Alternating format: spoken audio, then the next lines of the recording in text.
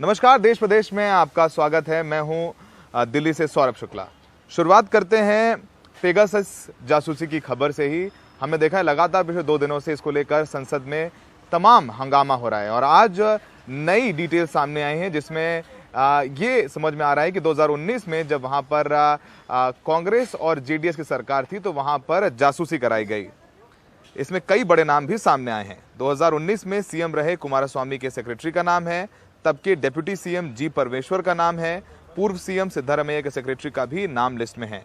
अब सवाल ये उठ रहा है कि क्या 2019 में सरकार गिराने के लिए ये जासूसी की गई थी।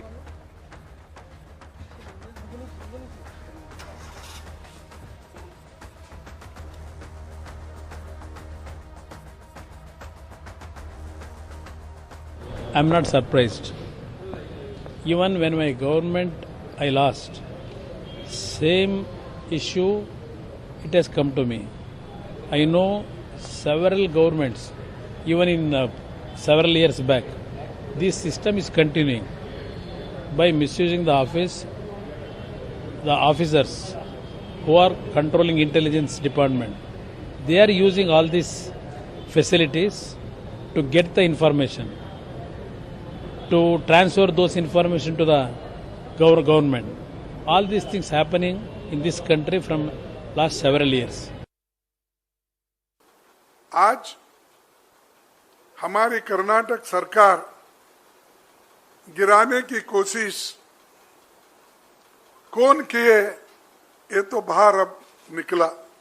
पूरे डेमोक्रेटिक इंस्टीट्यूशन को और डेमोक्रेसी को खत्म करने के लिए मोदी जी और शाह जी तैयार हो गए हैं और बातें तो भाषण बहुत करते हैं, डेमोक्रेटिक वे से ही वो सत्ता हासिल किए हैं, लेकिन डेमोक्रेसी को खत्म करके अथॉरिटेटिव डिक्टेटरशिप चलाने की कोशिश वो कर रहे हैं।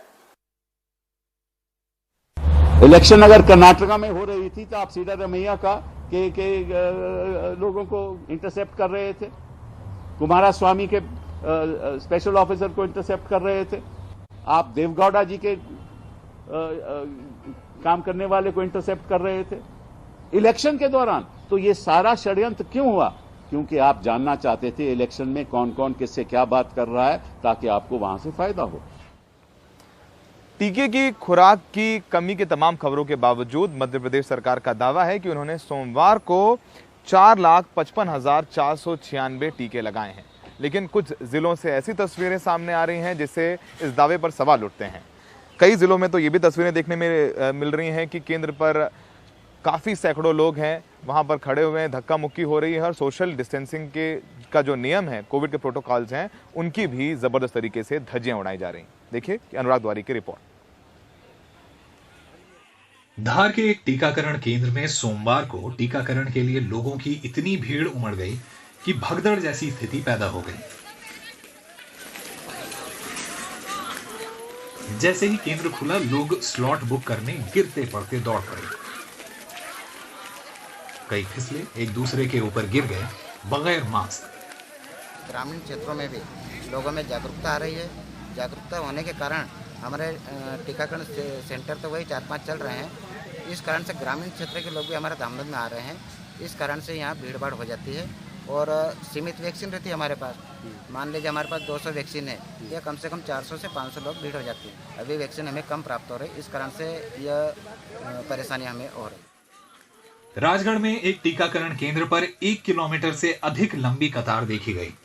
लोग बिना सोशल डिस्टेंसिंग का पालन किए केंद्र के बाहर लाइन में लगे रहे। जिले में 17,000 डोज आई थी। कमी कहना उचित नहीं होगा। जितनी आपूर्ति हमें मिल रही है हम उसकी पूरी वैक्सीनेशन कर रहे हैं, क्योंकि मध्य प्रदेश में हमने एक दिन में 17 लाख तक वैक्सीन लगा दी। 10 लाख का आंकड़ा हमने बहुत बार पार कर लिया। ये जरूर है कि लगातार आप सब के प्रयास से, मीडिया के प्रयास से और सरकारों के प्रयास से लोगों में जन जागरण आया है। लोगों के प्रति वैक्सीन को लेकर उत्साह है, इसलिए इस तरह की घटनाएं हमें देखने को मिल रही हैं। इससे पहले जुलाई के महीने में भी इस तरह की स्थिति छिंदवाड़ा जिले में देखने को मिली थी, जहां हजारों लोग टीकाकरण केंद्र पहुंचे थे।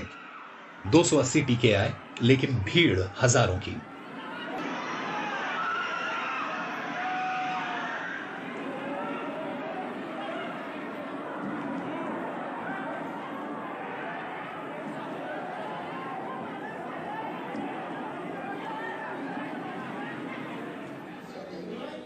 अब छिंदवाड़ा के विधायक और पूर्व मुख्यमंत्री कमलनाथ ने इस मामले में कुछ गंभीर सवाल उठाए हैं। राज्य में अब तक 2.5 करोड़ वैक्सीन डोज दी जा चुकी है। इनमें से 2 करोड़ से अधिक को अब तक केवल वैक्सीन की एक ही खुराक मिली है। अनुमान के मुताबिक राज्य में करीब 5.7 करोड़ लोग ऐसे हैं जिन्हें अभी भी टीका लगाया जाना बाकी है। जून 21 को 17 लाख लोगों को वैक्सीन लगाकर एक नए रिकॉर्ड का दावा करने वाले मध्य प्रदेश में वैक्सीन की संख्या लगातार गिरती जा रही है। और तो और कई लोगों ने ये शिकायत भी की है कि उन्हें वैक्सीन लगने के सर्टिफिकेट के मैसेज आ गए, जबकि उन्हें अभी तक एक डोज भी नहीं लगाई गई है। मध्य प्रदेश में अपने ब्यूरो सहयोगियों और भोपाल से कैमरा पर्सन रिजवान खान के साथ अनुराग द्वारी, NDTV इंडिया। उत्तर प्रदेश पंचायत चुनाव में ड्यूटी के दौरान 2000 शिक्षक जो हैं और 1000 कर्मचारी उनकी कोरोना की वजह से मौत हुई थी। उनकी जो सूची है वो शिक्षक कर्मचारी संघों ने तैयार की थी, लेकिन इनमें से सिर्फ 2000 को ही सरकारी मदद मिलेगी। और अब संघों ने मांग की है जो बाकी बचे हुए 1000 लोग हैं उनकी जांच और उनके बच्चों को मुआवजा मिले।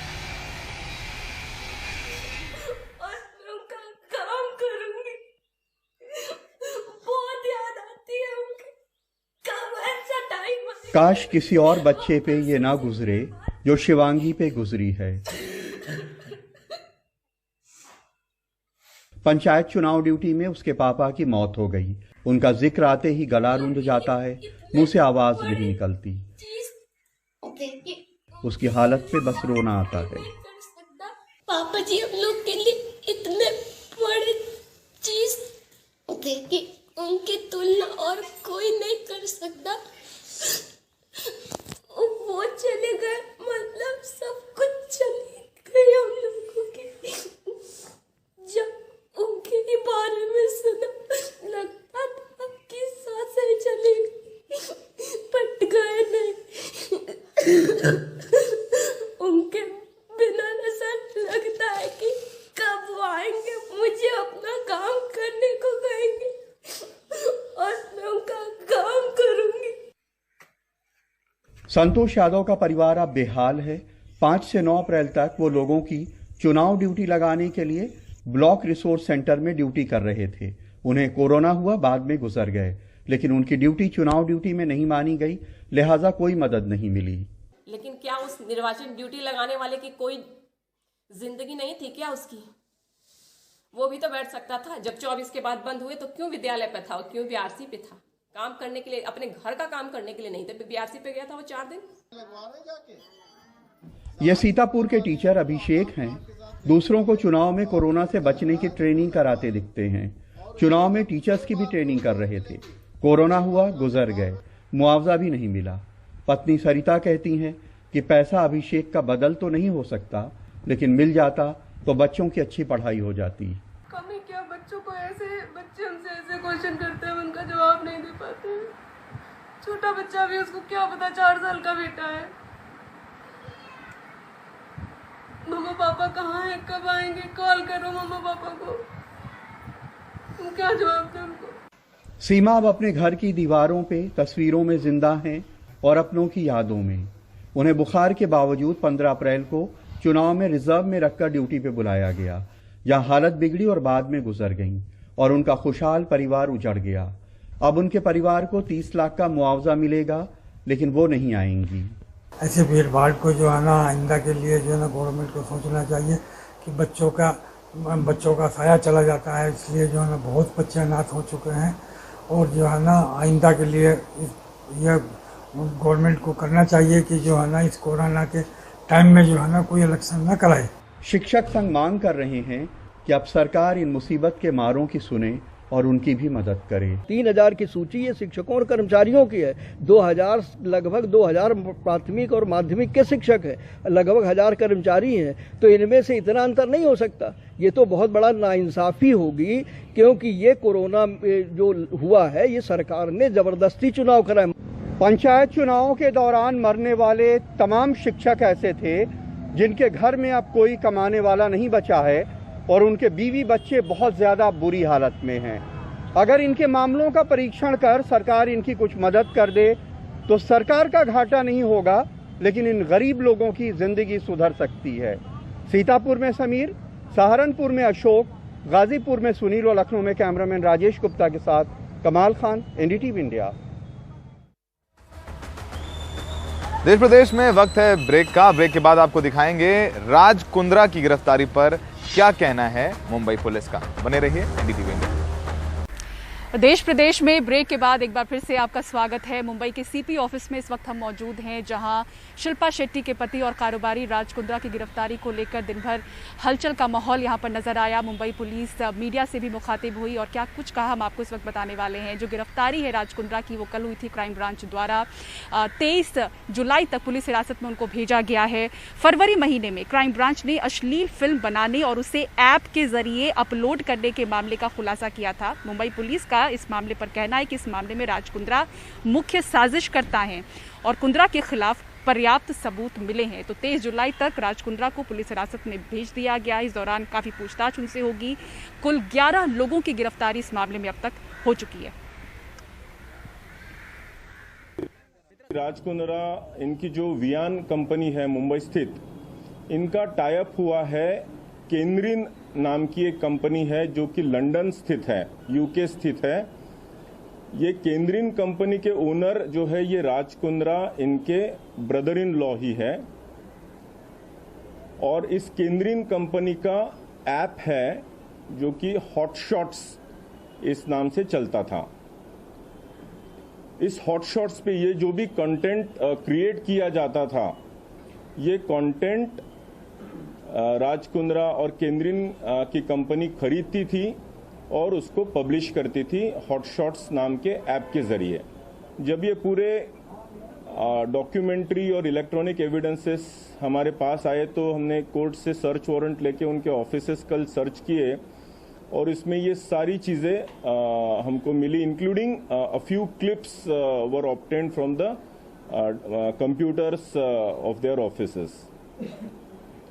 इसीलिए कल रात में राज कुंद्रा और उनके जो आईटी हेड है रायन थॉर्प, उनको कल अरेस्ट किया है। बढ़ते आगे, पंजाब कांग्रेस के अध्यक्ष बने नवजोत सिंह सिद्धू आज जब अमृतसर पहुंचे तो बड़ी संख्या में कांग्रेस के कार्यकर्ता उनके स्वागत में गोल्डन गेट पर मौजूद रहे। सिद्धू भी कार्यकर्ताओं का जोश देखकर काफी खुश नजर आए। उन्होंने हाथ जोड़कर सबका अभिनंदन किया। आपको बता दें कि नवजोत सिंह सिद्धू अमृतसर से ही विधायक भी हैं।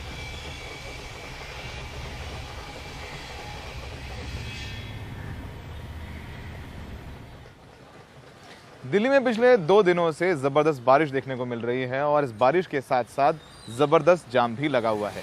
तो तस्वीरें आप देख रहे हैं इस समय अपनी टीवी स्क्रीन पर। ये तस्वीरें आईटीओ की हैं और आप देख रहे हैं किस तरीके से गाड़ियों की लंबी कतारें हैं और ये रेड लाइट पे किस तरीके से रेंग रही हैं गाड़ियां। और अगर ऐसी बारिश कल भी हुई तो ये तस्वीरें आपको कल भी देखने को मिलेंगी कि दिल्ली में अगर ज़्यादा बारिश हो जाती है तो ट्रैफिक जाम ज़बरदस्त तरीके से लग जाता है।